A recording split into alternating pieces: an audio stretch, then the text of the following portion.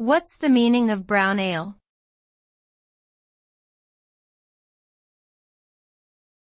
Brown ale.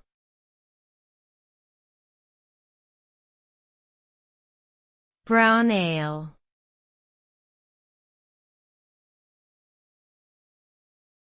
Brown ale.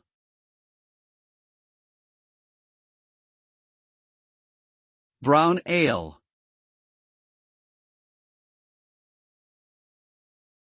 Brown ale is a type of beer that has a dark brown color and a malty flavor.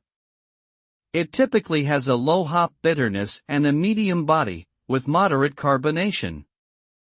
Brown ales can vary in their sweetness levels, ranging from slightly sweet to quite dry. They are often brewed with specialty malts, like caramel or chocolate, which give the beer its characteristic color and flavor. Brown ale originated in England and has become popular in many other parts of the world. It is generally considered to be a comforting, easy drinking beer that pairs well with a variety of foods.